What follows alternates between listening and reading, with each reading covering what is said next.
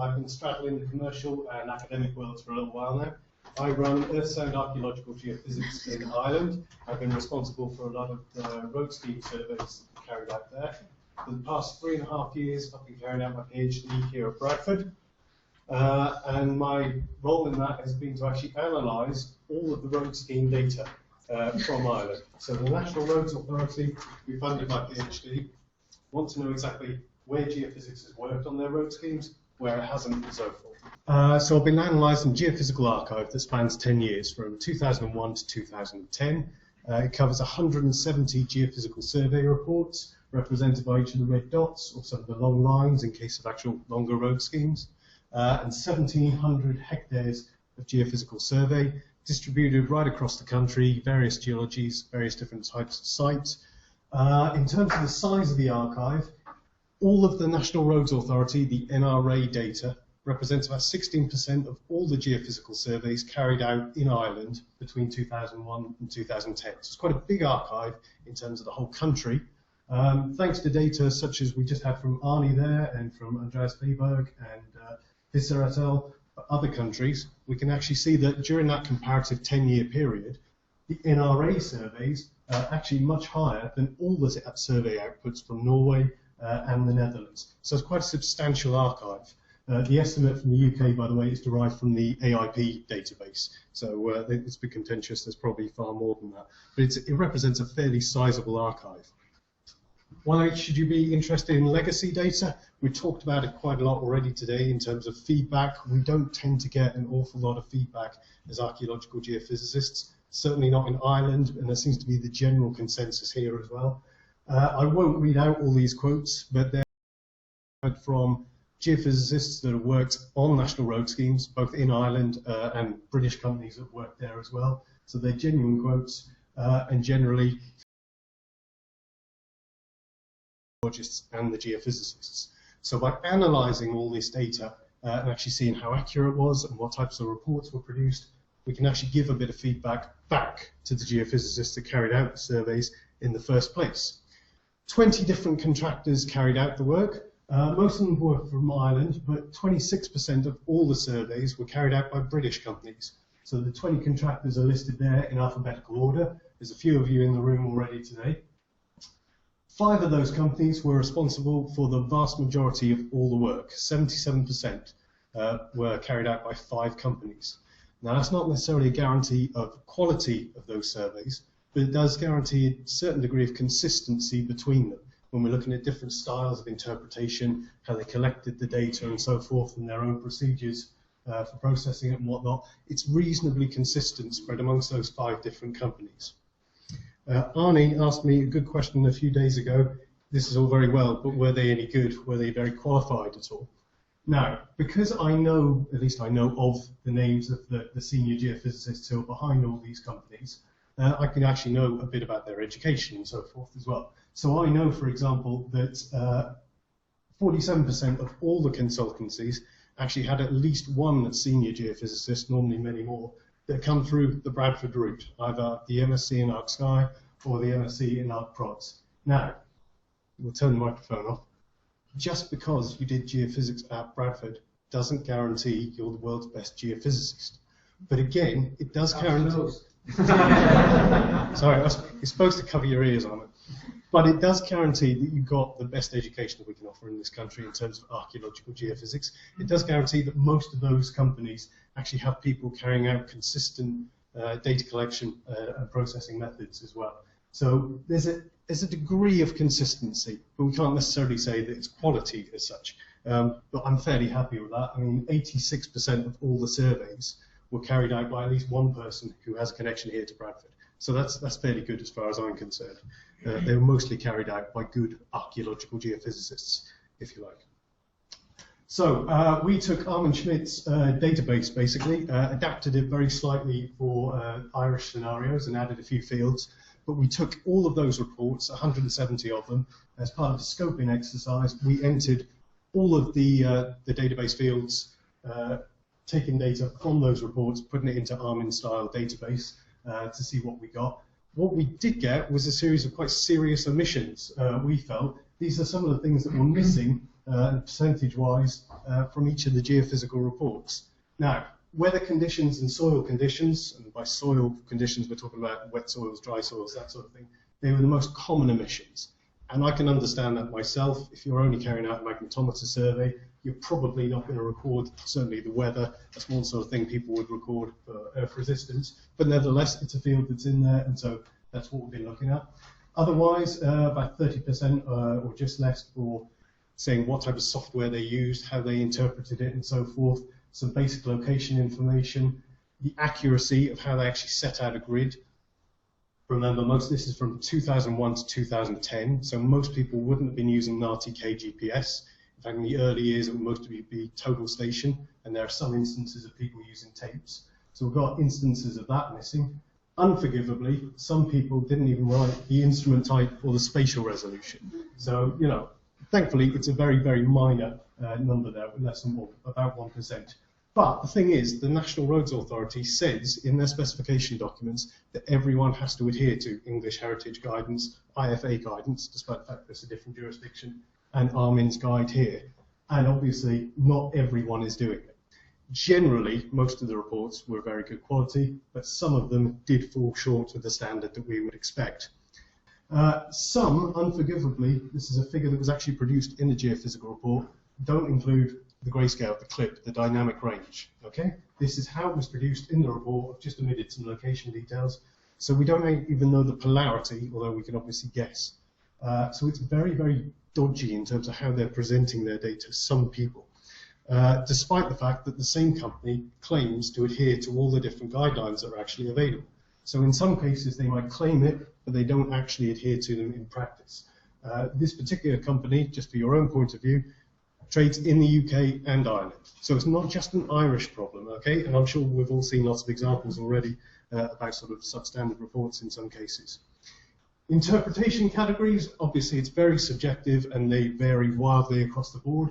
Some are very detailed up here. Some are more concerned with necessarily an archaeological interpretation. Most of them are grand. You wouldn't really complain about any of them. I'm sure you've all seen similar things yourselves. This sort of thing, this traffic light system, and here, high, moderate, and low archaeological potential, that would be the one that would worry me. I don't really agree with that. It doesn't tell you anything about the archaeology as an interpretation. So that's the sort of quality of the reports that we had, generally very good. How successful were the surveys? Well, the vast majority of surveys were magnetometer surveys or unrecorded magnetometer scanning. So as much as I would like to look at how successful Earth resistance was, or GPR, or electromagnetics, unfortunately we just don't have enough excavated examples to correlate with those. So we're actually comparing excavated, ground-observed data to detailed and scanned magnetometer anomalies. So the vast majority you can see are magnetometry, and in most cases there weren't really multi-method surveys. They were very thin on the ground. It was completely investing in detailed magnetometry as such. Some of you have heard me talk about how we compare it before in the past, so I'll be very brief. Basically, we look at the interpretation, we feed that through a GIS, we also feed the excavation diagrams into the GIS, and we compare those two. And eventually we'll end up with something like this, which tells us true positives, true negatives, and false negatives. We can get statistics out of that, and we can start working out which features that were interpreted were actually there in the excavation, and which features weren't, and so forth, what was missed. What we need to be very careful with are the false positives here in red, something like this. This is where the geophysicist says there are archaeological features here, and the excavators say, oh no, there isn't. Now in this case, apparently the interpretation here says there's lots of internal features inside this room fort feature here. The excavators didn't find anything at all. Now this is where we have to be very careful with this notion of false positives, because actually the inside of this was completely decimated by early 20th century landscaping. So there was nothing for the archaeologists to find on the ground. And in reality, these false positives probably do represent archaeology. So the geophysicist is actually right. And that's quite a significant problem, and it's something we have to get the archaeologists to understand as well. So the geophysicist was actually finding the archaeology, perhaps it's in the topsoil, perhaps there's some remnant anomaly there of the archaeology that's since been destroyed. So it's quite interesting that we actually have that coming up. One of the key drivers we found was geology. What I've done here is I've stripped out all of the geology that Ireland doesn't have as such from England. So you can see we don't have any of the nice chalks and the Triassic and Jurassic deposits that you have. We're dominated by this grey Carboniferous limestone. We're dominated by sedimentary geology. We've got more in common with Scotland, the very north of England, these parts, Wales and southwest England. In terms of analysing these true positives and so forth, on average, we found that the geophysical surveys identified 60% of all the archaeological features. Now, this is an average. Depending on which type of geology you go to, those statistics climb up quite significantly. So on sedimentary rocks, for example, 88% success rate for finding individual archaeological features, which is very good as far as I'm concerned.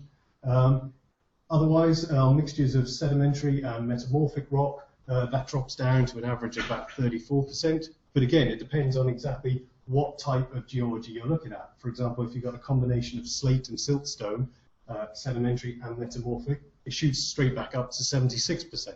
So it really depends on the individual geologies. I'll leave it pretty much there for geology in this case. There's a poster out in the other room. You can look it all up if you're already interested.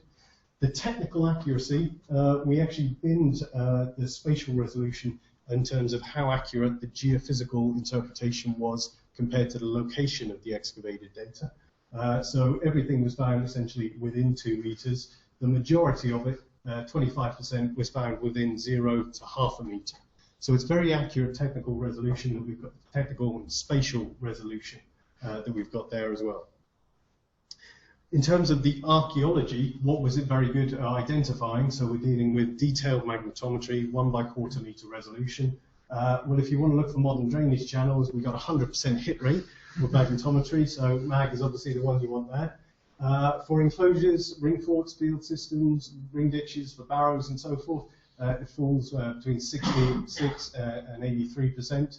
Burnt mounds of stone, these are cook-in sites, roughly a 50% chance of finding those. They're the most common type of archaeological feature we have in Ireland. All of these are bigger than 5 meters in size, okay? So they're nice big features. You would expect to find a fairly good contrast for them. So you'd be happy that they're found. Significantly smaller features though, and this is worrying, 93% of what have been described in the interpretations as hearths and pits or pits were missed, and just 25% of kilns were found. So that's really significant. Something's going on there in terms of recognizing or interpreting these small-scale features. Now, it could be if you're surveying 30 kilometers of road corridor and you've got hundreds of hectares to look at, that perhaps your eye is going to be drawn to the bigger features. Perhaps you're not going to bother interpreting some of the small ones. I don't know. That's a possible reason. Enclosures, you'll notice the percentages start falling off for some of these enclosures. On average, 35% of all ditched enclosure type features were missed, and the majority of those were on Carboniferous limestone and on poorly draining land. And this is quite significant. So we're talking about ring ditches for barrows, ring forts, circular enclosures, which are about 30 meters in diameter, multi-ballot hill forts. These sorts of things were being missed by detailed magnetometry survey. So that was quite worrying. Magnetometer scanning. Now, scanning is an interesting one. As an outsider from Ireland looking in, I'm only aware of anecdotal evidence from the UK, but from what I understand from you all, scanning is now pretty much off the radar as such. Not many people are using it. Geophysicists aren't using it very much. Curators aren't asking for it. In Ireland, I'm sad to say, some consultants are still using it, and for very small survey areas as well. Historically, though, obviously, in the previous 10 years, the NRA did use scanning, just as pretty much everybody did in this country as well during that period. The NRA used it on about 16% of all their road corridors, and it was the second largest method of assessment after detailed magnetometry. So they cover quite a wide area. So what we've done is we've compared the scanned areas and what was subsequently found in the detailed surveys of those to the archaeological excavations to see what was found, what wasn't found. We carefully trawled the reports because some of the reports will say we found various anomalies here, but we didn't do a detailed survey. So we'd flag that up and say, okay, that counts towards potentially identifying an archaeological site. So we went through that very carefully. 71% of archaeological features were missed by unrecorded magnetometer scanning. Okay, 71%. I've removed the individual road schemes here, as I don't want anyone to get offended as such. So we've got 7 different road schemes there. In some cases, you can see there were 10 archaeological sites that were excavated, and they were all missed. In other cases, 26 archaeological sites were assessed by scanning. And they had a hit rate of, or they had a miss rate rather, of 63%. So it varied depending on the road scheme, and obviously it varied depending on the geology as well. No surprises that scanning didn't work at all on alluvium or peat. It didn't work on pure limestone, and that's where we've just got the single category of limestone. But where we have limestone and shale over a longer road scheme, it was much more successful. In fact, we had the most number of survey areas on limestone and shale, and for that reason, it was both the most successful geological types of scanning and the most unsuccessful, simply because it was the mostly surveyed. In terms of what types of archaeological features were found, 5 sites you wouldn't expect to find via scanning: stone structures and burials. I think we're all happy to say they're not going to be expected to be found. 44 sites were less than 10 meters in size. So we've got 10-meter spaced transects. Technically, all of these features are going to have the potential to fall within those transects, and they would be missed. But as it happens, 18% were identified through scanning, 82% were missed. If you compare these lists, they're very similar. The type of sites that were found compared to those that were missed, they're virtually identical. Importantly, 91% of all archaeological features actually excavated on the road schemes were smaller than 10 meters in size. Okay, so the most frequent types of sites that would turn up would not be likely to be assessed by scanning. They'd stand an 18% chance of being found, if you like. 16 sites, though, were much bigger than 10 meters in size, normally 20 or 30 meters. So you would expect at least 2 or 3 you're doing scanning. Most of them are enclosures, large field systems, moated sites, and 69% of those were identified.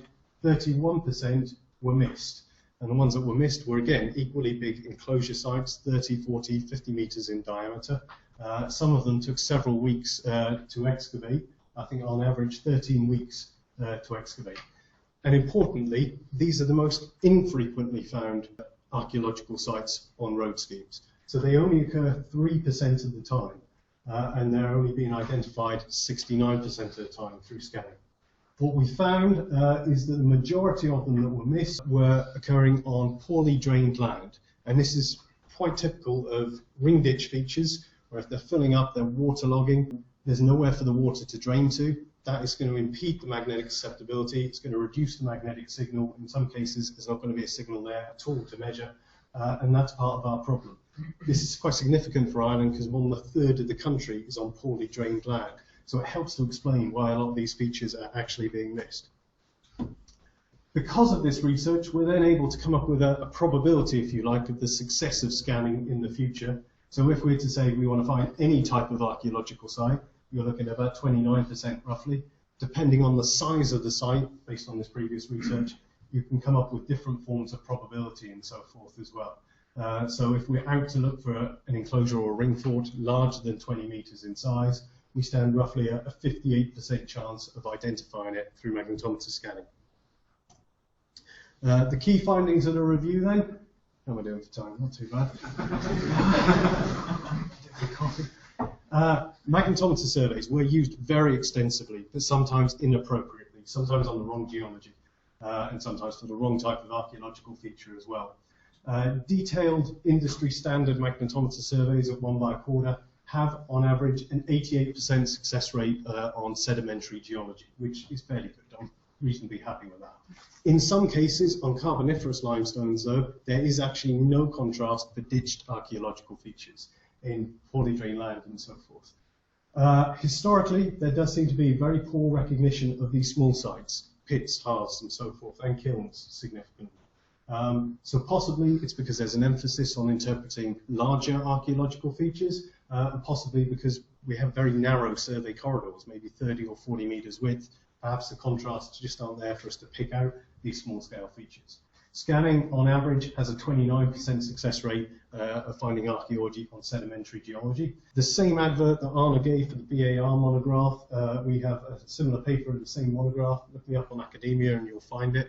This is one of our major outputs for the NRA. It's essentially a technical review of how well geophysics has worked on the road schemes. The second part of our output for the National Roads Authority is actually a guidance document. And already the draft guidance document that we had completed at the beginning of this year is already indicating a policy shift for the National Roads Authority. They've started introducing high-resolution surveys. They're starting adapting what type of survey techniques they use on challenging geologies.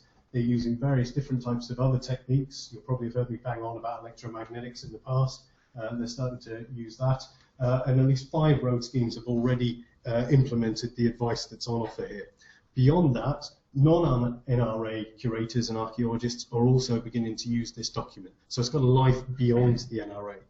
The final thing is Tom Sparrow designed a lovely database that you can go onto online and actually look at all the different geophysical reports. It's been online for almost a year. We've given about 40 people come per month to it. Most importantly, about 34% of the people looking at the website are returning visitors, and that's good because it means it's being used as an educational resource, which is what we wanted, and people can actually learn from it. These are the hits we're getting from the various countries. Unsurprisingly, most interest is from Ireland and the UK. I've talked long enough. I'll leave you with those conclusions. Essentially, the NRA with information. They can give a good specification for a geophysical survey in any part of Ireland. They can now recognise a good geophysical report from a bad one, and they've got criteria to compare against that. Possibly, and this is really up to you guys, some of the conclusions to this research might actually have ramifications beyond Ireland. Okay, thanks very much.